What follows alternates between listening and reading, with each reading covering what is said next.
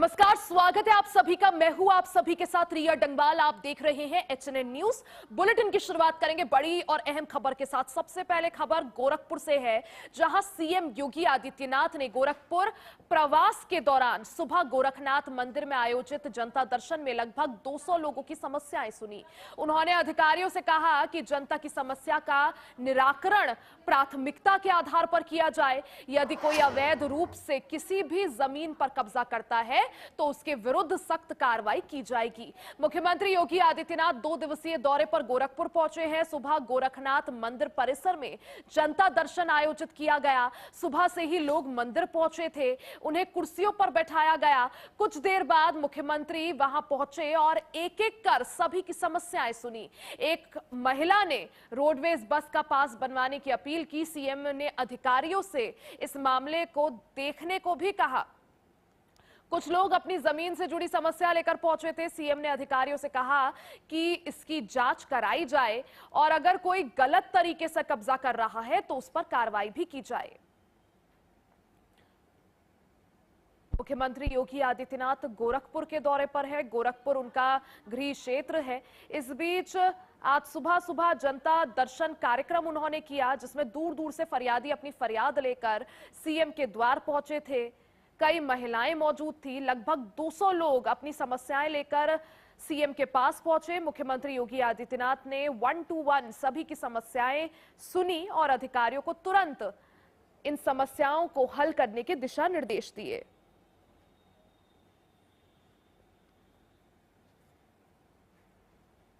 समय समय पर मुख्यमंत्री योगी आदित्यनाथ जनता दर्शन कार्यक्रम करते हैं, जिसमें जो समस्याएं हैं उनका निराकरण किया जाता है। उत्तर प्रदेश के हर जिले से, हर कोने से लोग अपनी समस्याएं लेकर मुख्यमंत्री के पास पहुंचते हैं और सीएम भी उन समस्याओं का तुरंत निराकरण करते हैं।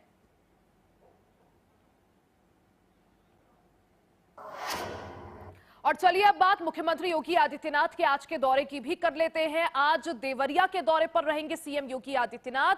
19 विकास परियोजनाओं का लोकार्पण और शिलान्यास करेंगे। देवरिया को करोड़ों की सौगात मिलेगी। मुख्यमंत्री योगी आदित्यनाथ के प्रस्तावित जनपद आगमन को लेकर प्रशासनिक तैयारियां तेज कर दी गई है।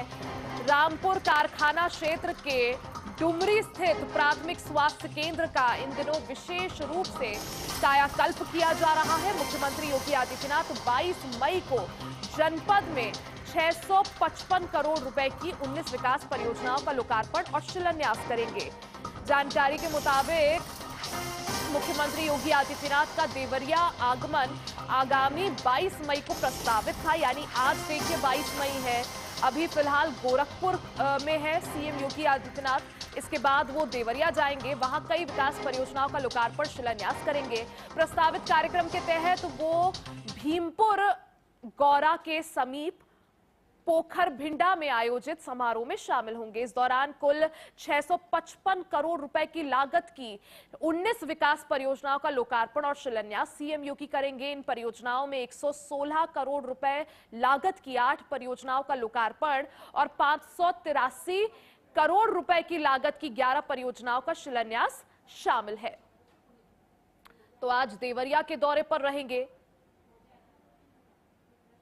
सीएम योगी आदित्यनाथ। कई विकास परियोजनाओं का लोकार्पण और शिलान्यास करेंगे।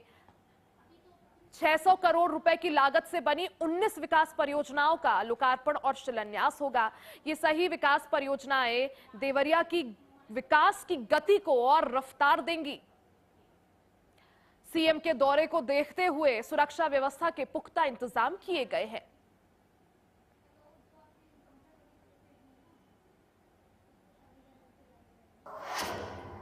अमेठी में भीषण बिजली कटौती ने लोगों की परेशानी बढ़ा दी है। ग्रामीण क्षेत्रों में रात के समय 6 से 8 घंटे तक लगातार बिजली बाधित रहने से लोग गर्मी से पूरी रात जगने को मजबूर हो गए हैं। विभाग 18 घंटे बिजली आपूर्ति का दावा कर रहा है, लेकिन स्थानीय लोगों का कहना है कि सप्लाई रात में ज्यादा प्रभावित हो रही है। तिलोई डिवीजन में करीब 30,000 उपभोक्ता इससे प्रभावित बताए जा रहे हैं। वहीं अधिशासी अभियंता का कहना है कि बिजली आपूर्ति 18 घंटे दी जा रही है, लेकिन कटौती का समय रात्रि में शिफ्ट हो गया है और जल्द सुधार की संभावना बनी हुई है। भीषण गर्मी से लोगों का हाल बेहाल है। उत्तर प्रदेश में हीट वेव का अलर्ट मौसम विभाग ने जारी किया है और इस बीच बिजली कटौती से भी लोग परेशान हैं। लोगों का आरोप है कि सुचारू ढंग से बिजली आपूर्ति नहीं हो पा रही है। वहीं बिजली विभाग का दावा है कि रोजाना 18 घंटे की बिना रुकी बिजली लोगों को सप्लाई हो रही है, लेकिन लोग आरोप लगा रहे हैं कि रात के समय बिजली कटौती की वजह से उनकी रातों की नींद उड़ गई है। लोगों को काफी ज्यादा परेशानी और दिक्कतों का सामना करना पड़ रहा है। एक तरफ बढ़ता हुआ तापमान, आग उगलता सूरज और दूसरी तरफ बिजली कटौती ने लोगों का हाल बेहाल कर दिया है।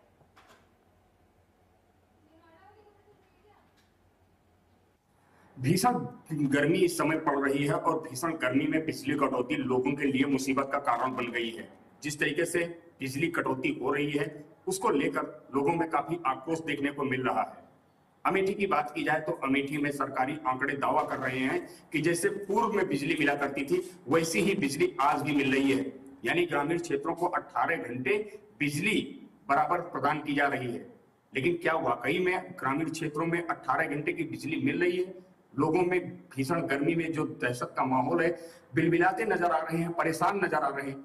इस समस्या का समाधान आखिर कैसे और कब होगा, इसके लिए मेरे साथ मौजूद हैं तिलोई डिवीजन के अधिशासी अभियंता राकेश रोशन जी। मैं इनसे बात करने का प्रयास करूंगा कि भीषण गर्मी, अघोषित कटौती, रात में लोग सो नहीं पा रहे हैं, रात का रोस्टर जो है ये अजीबोगरीब है, इससे समस्या कैसे समाधान होगा? सर, अमेठी में देखा जाए तो खास करके पूरे जनपद में बिजली की हाहाकार मची हुई है, अघोषित कटौती है, रात में कटौती है, और आप कह रहे हैं कि कितने घंटे आपके यहाँ से सप्लाई दी जा रही है? ऐसा कि सप्लाई मुझे जो है वो 132 के जो सप्लाई मिल रही है वो 18 घंटे की सप्लाई मिल रही है।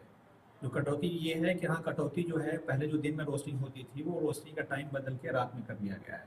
रात में रोस्टिंग हो रही है, बाकी दिन में जैसे मुझे सप्लाई मिलती है तो उसी में कुछ समस्याएं आ जाती है फीडर पे, इसमें लाइनमैन शॉर्ट ड्यूरेशन का शटडाउन लेते हैं, तो इस वजह से दिन में थोड़ी थोड़ी कटौती हो जाती है। बाकी जो इनपुट जो मुझे 18 घंटे का वहाँ से मिल रहा है। क्या लगता है कि ठंड के सीजन में भी बिजली कटौती का भयंकर देखने को मिला था मंजर, और गर्मी को लेकर तैयारियां विभाग ने की, आप लोगों की लगातार मीटिंगें होती हैं उच्च अधिकारियों से लेकर जनता के बीच, आपको इसका समाधान करने के लिए निष्कर्ष निकालना होता है। फिर ये समस्याएं आने वाले समय के लिए सरकार से लेकर जिम्मेदार क्यों नहीं सोच रहे हैं कि भीषण गर्मी में आज की डिमांड कितनी है बिजली की? इसमें ऐसा है कि देखिए, अभी कुछ दिन पहले काफ़ी आंधी पानी आया था तो उस समय डिमांड काफ़ी कम थी, डिमांड कम थी। अभी क्या है कि अचानक जैसे कल का डिमांड देखिए 30,000 मेगावाट डिमांड जो है क्रॉस कर गया है। तो 30,000 अचानक से डिमांड बढ़ा है। जैसे कुछ दिन पहले बारिश वारिश हो रही थी तो अचानक से जब डिमांड बढ़ता है तो कुछ दिनों तक सेटल होने में लगता है। जैसे उसमें बिजली का परचेज वगैरह भी किया जाता है, प्लानिंग की जाती है, तो उसमें जल्दी ही इसको मतलब सेटल आउट कर दिया जाएगा। अभी कुछ दिनों का ट्रांजिशन फेज है, इसमें जल्दी इसको ऊपर लोग बातचीत भी हो रही है। रात की कटौती को अगर दिन में कर दिया जाए तो सुकून होगा, राहत भरी खबर होगी ये लोगों के लिए, क्योंकि जिस तरीके से कटौती चल रही है वो कटौती की अगर बात की जाए तो लगातार भीषण कटौती है, और इस कटौती के तहत लोग पूरी रात सो नहीं पा रहे हैं, लोगों का जगना हो रहा है और बिजली लोगों को मुंह चढ़ाती हुई नजर आ रही है अमेठी की तिलोई डिवीजन के साथ साथ पूरे जनपद में। कैमरा पर्सन सचिन तिवारी के साथ आदित्य तिवारी, एजन 24/7, अमेठी। नोएडा में बिजली कटौती से परेशान लोगों का गुस्सा फूट पड़ा है। सेक्टर 65 स्थित बिजली घर का घेराव कर लोगों ने जोरदार प्रदर्शन किया और बिजली विभाग के खिलाफ नारेबाजी की। स्थानीय लोगों का आरोप है कि बहलोलपुर की जितेंद्र कॉलोनी में पिछले कई दिनों से बिजली आपूर्ति बाधित है, जिससे जनजीवन पूरी तरह से प्रभावित हो गया है। प्रदर्शन के दौरान एक युवक ने बिजली ना मिलने की वजह से 3 महीने की बच्ची की मौत का गंभीर आरोप भी लगाया। हालांकि इस आरोप की आधिकारिक पुष्टि अभी नहीं हुई है। वहीं महिलाओं ने पानी की किल्लत और घरेलू कामकाज प्रभावित होने की बात कही है। कॉलोनी वासियों का कहना है कि शिकायतों के बावजूद विभाग कोई सुनवाई नहीं कर रहा है। एक तरफ आग उगलता सूरज और दूसरी तरफ लोगों का बिजली की वजह से हाल बेहाल।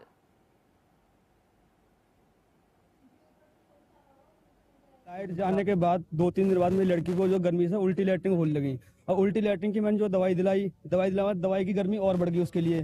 फिर लाइट नहीं थी तो ना नहा पाई वो, ना ही एसी चल पाई, तो गर्मी की वजह से उसको बुखार आ गया। बुखार आने के बाद मैं डॉक्टर के पास लेके गया, डॉक्टर के पास ना पहुंच पाया, जब तो मेरी लड़की जो खत्म हो गई वो। अब सर इसका कारण कौन होगा? कहने का मतलब ये है, अगर समय से लाइट पानी बिजली मिलती है। मेरी अभी किसी से कोई मुलाकात नहीं हुई है। मैं 4-5 दिन बाद लड़की खत्म हुई थी, मैं आज यहाँ आया हूँ जी।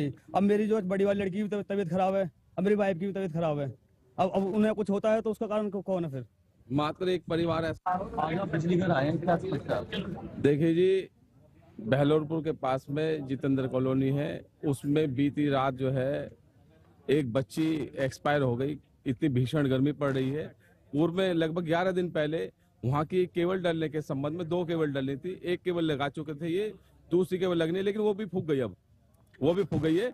उसके संदर्भ में हमने लगभग 11 दिन पहले, चीफ साहब वहां नहीं थे लेकिन एक्शन साहब थे, जेई थे, एसडीओ महोदय थे, उन सब लोगों को हमने ज्ञापन दिया था। ज्ञापन के माध्यम से एक बात कही गई थी, भाई जल्द से जल्द जो है वहाँ की समस्याओं का समाधान करो, अन्यथा की स्थिति में जो है वहाँ अगर कुछ जनहानि होती है या कुछ समस्या परेशानी आती है तो उसका जिम्मेदार प्रशासन होगा। 11 दिन पहले इन लोगों को चेता चुका है, लेकिन ये प्रशासन और ये बिजली घर, ये बिजली डिपार्टमेंट कुंभकर्ण की नींद सोए हुए है। और हमने इन्हें पहले ही कहा था कि जब कोई बड़ी जनहानि हो जाएगी जब ही जागो, क्या पहले ही जाग जाओ, लेकिन कुंभकर्ण वाली स्थिति परिस्थिति में नजर आ रहे हैं। भाई ऐसा मत करो, आप अपनी व्यवस्था को देखो। बिजली विभाग को एक बहुत मोटा पैसा दिया जा रहा है इससे, और ये नोएडा शहर जो है वैसे हाईटेक सिटी है और 100 विंडो कहा जा रहा है उत्तर प्रदेश का। क्या यही 100 विंडो है योगी आदित्यनाथ जी या मोदी जी? आपसे कहना चाहते हैं। और तुम्हारा जो मंत्री है फेल हो गया है, अपना मंत्री बदलो, इस डिपार्टमेंट का सुधार करो, और सुधार अगर नहीं करोगे तो नखलों की तैयारी होगी, सीधी सी बात है। 2-3 दिन बाद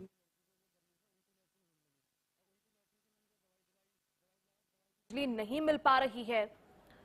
नोएडा में बिजली कटौती से परेशान लोगों का अब गुस्सा फूटता जा रहा है। सेक्टर 65 स्थित बिजली घर का घेराव कर लोगों ने जोरदार प्रदर्शन भी किया। और रमेश परिहार हमारे सहयोगी अपडेट के साथ जुड़ गए हैं। रमेश, देखिए, एक तरफ आग उगलता सूरज और भीषण गर्मी, दूसरी तरफ बिजली कटौती की वजह से लोगों का हाल बेहाल है। सेक्टर 65 में क्या बिजली जो है लोगों को नहीं मिल पा रही है, यही वजह कि लोग अब प्रदर्शन कर रहे हैं, बिजली घर का घेराव कर रहे हैं? देखिए रिया, ये नोएडा के सेक्टर 65 स्थित बहलोरपुर गांव के पास एक जितेंद्र कॉलोनी है जो कि डूब क्षेत्र में आती है। इस कॉलोनी के अंदर बिजली की समस्या को लेकर पिछले 15 दिन से लोग परेशान थे। उस प्रदर्शन को और परेशानी के लिए इन्होंने प्रदर्शन करा और बिजली घर का घेराव किया। और इनका कहना है कि जब से हम पिछले 2 घंटे से हम यहाँ पे घेराव कर रहे हैं और बिजली घर पे अपना प्रदर्शन कर रहे हैं, लेकिन अभी तक कोई भी उच्च अधिकारी हमारे सामने नहीं आया, ना ही उसने किसी अधिकारी ने हमसे संपर्क कराया। जब हमने अधिकारी से संपर्क करने की कोशिश की है तो वो भी संपर्क नहीं हो पाया है और कोई सटीक जवाब, क्योंकि जेई होते हैं, जूनियर इंजीनियर सबसे छोटा अधिकारी होता है, और बिजली विभाग में बात करें और सब डिवीजनल ऑफिसर, उनके द्वारा और एक्शन के द्वारा बिल्कुल, यानी बढ़ता हुआ तापमान और दूसरी तरफ अब बिजली भी जब सही ढंग से लोगों को नहीं मिल पा रही है तो लोग जाहिर सी बात है कि परेशान होंगे ही और प्रदर्शन भी करेंगे। रमेश, आप नजर बनाए रखें, बहुत बहुत शुक्रिया जानकारी के लिए। और चलिए सीधा आपको लिए चलते हैं राजधानी दिल्ली, जहां मुख्यमंत्री रेखा गुप्ता लाइव है। क्या कुछ कह रहे हैं, सुनवाते हैं। जिस पार्क में ऐसे पेड़ हो जो फलों से लदे हों, जहां पे पक्षी अपना घोंसला बना करके रह सके, जहां के पेड़ों से जो ऑक्सीजन आए वो इशारे के इशारे आसपास के गांवों के, यहाँ आसपास के लोगों के जीवन में बदलाव लेके आए, जहां हमारे बच्चे खेल पाए। और ये सघन पेड़ों से भरा हुआ पार्क दिल्ली की जरूरत है। मैं आज आप सबके माध्यम से ये कहना चाहती हूं कि दिल्ली में हम ऐसे सघन पेड़ों वाले 100 ऑक्सीजन पार्क बनाएंगे जो दिल्ली की आबो हवा बदलेंगे। भाई, इससे पहले तो सरकारी जमीनों पे कब्जे हुआ करते थे, यहां तक कि जो जनप्रतिनिधि थे आम आदमी पार्टी के, वो भी कब्जे की जमीनों पे बैठे हैं। लोगों ने अपने घर कब्जे की जमीनों पे बना रखे हैं। उनको कोई सरोकार नहीं है कि जनता को कोई सुविधा मिले ना मिले, उनके काम हो ना हो, पानी सीवर बर्बाद है तो रहे, उन्होंने अपने घोंसले बना लिए, पर पक्षियों के घोंसलों की ओर, लोगों के घरों की ओर, उनकी दिक्कतों की ओर उनका कभी ध्यान नहीं दिया। ऐसे जनप्रतिनिधि। और देखिए, आप दिल्ली की मुख्यमंत्री रेखा गुप्ता को सुन रहे थे, किस तरह से उन्होंने जिक्र किया कि बढ़ती हुई गर्मी को देखते हुए अब हम ऐसे पार्क जो है उनका उद्घाटन कर रहे हैं, उनका शिलान्यास कर रहे हैं जो कि ज्यादा से ज्यादा जो है लोगों को गर्मी से राहत दे और ऑक्सीजन जो है वो बढ़ाए। आगे बढ़ते हैं, खबर बदायूं से है, जहां बदायूं के मुजरिया थाने में देर रात बवाल हो गया। मृतक का शव लेकर थाने पहुंचे परिजन, पुलिस पर लापरवाही और लाठीचार्ज के गंभीर आरोप लगाए हैं। थाने के बाहर भारी हंगामा देखने को मिला, इलाके में भी तनाव का माहौल है। बदायूं के मुजरिया थाने में देर रात उस वक्त हंगामा खड़ा हो गया जब मारपीट में घायल व्यक्ति की इलाज के दौरान मौत के बाद परिजन शव लेकर थाने पहुंच गए। परिजनों ने पुलिस पर कार्रवाई में लापरवाही और आरोपियों को बचाने का आरोप लगाया। वहीं विवाद बढ़ने पर पुलिस पर लाठीचार्ज करने के भी गंभीर आरोप लगे हैं। पूरा मामला बदायूं के मुजरिया थाना क्षेत्र का है, जहां ग्राम सिकंदराबाद निवासी संजय नाम के व्यक्ति के साथ 14 मई को कथित तौर पर बेरहमी से मारपीट की गई थी। गंभीर हालत में घायल संजय का पहले बदायूं और फिर दिल्ली के सफदरजंग अस्पताल में इलाज चला, लेकिन बुधवार शाम उसकी मौत हो गई। मौत के बाद गुस्साए परिजन शव लेकर सीधे मुजरिया थाने पहुंचे और आरोपियों के खिलाफ हत्या का मुकदमा दर्ज कर गिरफ्तारी की मांग करने लगे। देखते ही देखते थाने के बाहर भारी भीड़ जमा हो गई और जमकर नारेबाजी शुरू हो गई। परिजनों का आरोप है कि घटना के बाद उन्होंने पुलिस को गाड़ी का नंबर और फोटो तक उपलब्ध कराई थी, लेकिन पुलिस ने समय रहते कोई ठोस कार्रवाई नहीं की। इस बीच शव के पोस्टमार्टम को लेकर पुलिस और ग्रामीणों के बीच विवाद बढ़ गया। आरोप है कि विवाद बढ़ने पर पुलिस ने बल प्रयोग किया और लाठीचार्ज कर दिया, जिसमें महिलाओं समेत कई लोग घायल हो गए। कुछ लोगों ने पुलिस पर अभद्रता और मोबाइल फोन छीनने के भी आरोप लगाए हैं। वहीं देर रात तक थाने के बाहर हंगामा जारी रहा। 14 तारीख को जो है मेरे चाचा संजय, उनको ना वो मुजरिया चौकी पे से आ रहे थे, मेरे छोटे चाचा हैं उनके साथ में, तो वो 5 मिनट पहले निकल गए। तो उनके साथ जो है कुछ लोगों ने मारपीट करी। तो चाचा और उनके जो छोटा लड़का है हिमांशु, उसने देखा था। तो जो वैसे ही ये लोग उनको देख के मारपीट हो रही थी, तो ये देख के जाने लगे। तो इतने में वो लोग उन्हें वहां छोड़ के भाग गए। तो उसके बाद में ये लोग वहां से इनको लेके आए, तो इनको कंडीशन ज्यादा खराब लगी। तो ये लोग यहाँ से बदायूं लेके गए। बदायूं से उन्होंने बोला कि यहाँ पे मतलब इलाज नहीं हो पाएगा ठीक से, तो उन्होंने उनको सफदरजंग रेफर करा। रेफर करने के बाद में वहाँ पे 3-4 दिन इलाज चला उनका। तो वहां से इलाज चलने के बाद में उन्होंने बोला कि क्या बोलते हैं, अभी ये थोड़े से बेटर हैं, पर उनको मतलब दोबारा हम लेके गए हॉस्पिटल। तो उसके बाद में उनकी वहां पे जो है डेथ हो गई।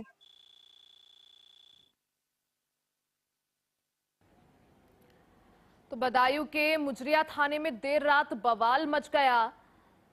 शव लेकर परिजन थाने पहुंचे, पुलिस पर लापरवाही का आरोप लगाया है। थाने के बाहर परिजनों ने और ग्रामीणों ने हंगामा किया। इस बीच मामले को शांत कराने के लिए और अंडर कंट्रोल करने के लिए पुलिस को लाठीचार्ज भी करना पड़ा। ऐसे में बात और ज्यादा बिगड़ गई।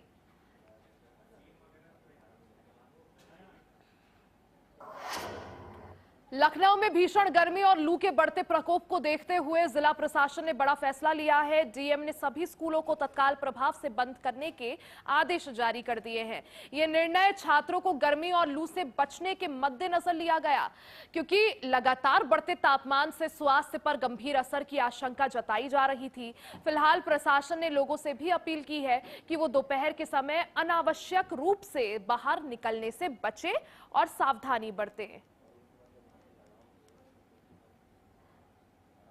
बढ़ती हुई गर्मी और तापमान की वजह से लखनऊ में भीषण गर्मी और लू के बढ़ते प्रकोप को देखते हुए जिला प्रशासन ने बड़ा फैसला लिया है। डीएम ने सभी स्कूलों को तत्काल प्रभाव से बंद करने के आदेश जारी कर दिए हैं। ये निर्णय छात्रों को गर्मी और लू से बचाने के मद्देनजर लिया गया है, क्योंकि लगातार बढ़ते तापमान से स्वास्थ्य पर यानी बच्चों की हेल्थ पर गंभीर असर पड़ सकता है। इसी को देखते हुए डीएम ने आदेश जारी कर दिया है। फिलहाल प्रशासन ने लोगों से भी अपील की है कि वो दोपहर के समय बिना किसी काम के यानी अगर जरूरी ना हो तो घरों से बाहर ना निकले। खबर लखनऊ से है, जिस तरह से पूरा उत्तर भारत इस वक्त भीषण लू और गर्मी की चपेट में है, गर्मी की वजह से लोगों का हाल बेहाल है। और पुनीत मोहन हमारे सहयोगी अपडेट के साथ जुड़ गए हैं। पुनीत, देखिए पूरा उत्तर भारत इस वक्त भीषण गर्मी की चपेट में है, लखनऊ में भी लू की वजह से लोगों का हाल बेहाल है और बच्चों की हेल्थ को देखते हुए डीएम ने निर्णय लिया है, सभी स्कूल को तत्काल प्रभाव से बंद कर दिया गया है। ये जो स्कूल्स को बंद किया गया है, क्या ये गर्मियों की छुट्टी का आगाज भी समझे या अभी कुछ दिनों के लिए बंद किया है, उसके बाद स्कूल फिर खुलेंगे और उसके बाद गर्मी की छुट्टियां? देखिए रिया, लखनऊ में ज्यादातर स्कूलों में गर्मी की छुट्टियां हो चुकी हैं, लेकिन कुछ स्कूल ऐसे थे जो अपनी मनमानी कर रहे थे, यानी कि वो सुबह स्कूल खोलते थे और दोपहर में बच्चों की छुट्टी करते थे। उनका साफ तौर पे कहना था कि 5th क्लास से ऊपर के जितने बच्चे हैं, यानी कि 6 से लेकर के 12 तक, उनके अगस्त में फर्स्ट सेमेस्टर के पेपर होने हैं, तो तमाम तरीके के असाइनमेंट होने हैं। और वहीं कई स्कूल ऐसे थे जो समर कैंप पर बच्चों को रोज बुला रहे थे। अब ऐसे में जब लू पिछले 3 दिन से लखनऊ में बेहद ज्यादा चल रही है, लखनऊ के अगर मैं तापमान की बात करूं तो 43, 44, 42 ऐसे तापमान रह रहा है। और जब ये स्कूल दोपहर में छूटते थे तो जहां एक और इन बच्चों को परेशानी होती थी, वहीं इनको लाने ले जाने वाले परिजनों को भी काफी कष्ट उठाना पड़ता था। फिलहाल डीएम ने सख्त निर्देश दिए हैं कि किसी भी तरीके के समर कैंप, किसी भी तरीके के असाइनमेंट या किसी भी तरीके की का कारण बता करके आप स्कूल नहीं खोल सकते। स्कूल पूरी तरीके से बंद होंगे ताकि लू किसी बच्चे को न लग पाए, गर्मी किसी बच्चे को न लग पाए। अगर स्कूल खुलेंगे और बच्चा स्कूल आएगा, दोपहर में जब उसकी छुट्टी होगी तो भीषण गर्मी का सामना उसको करना पड़ेगा, जिससे उसका स्वास्थ्य प्रभावित हो सकता है। उसको देखते हुए डीएम ने सख्त निर्देश जारी किए हैं कि लखनऊ में कोई भी स्कूल किसी भी कारण से फिलहाल नहीं खुलेगा। आप इसे समर वेकेशन भी कह सकते हैं। गर्मी की छुट्टी का आगाज हो चुका है। जो मनमाने तरीके से स्कूल जबरन पूरी मई खोलने का जिनका प्लान था और वो सोच रहे थे कि 10 जून या 15 जून के बाद से 15-20 दिन की छुट्टी करेंगे, उन पर एक हंटर चला है जिलाधिकारी का। उन्होंने साफ तौर पे कहा है कि अब गर्मी अपने प्रचंड रूप में है और ऐसे में 25 तारीख से, जिसे हम नौतपा कहते हैं, उसकी भी शुरुआत होने वाली है। अभी गर्मी और भीषण